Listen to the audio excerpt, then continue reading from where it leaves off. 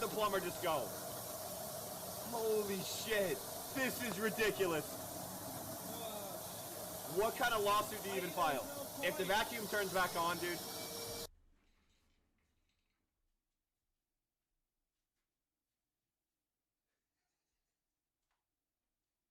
Bro, put the vacuum away!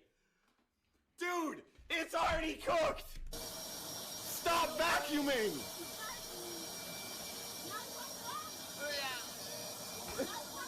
It's already done!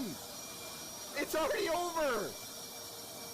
Where'd the plumber go? And he got a bucket. And he got another vacuum. Oh my god. He didn't shut the water off. He got another vacuum.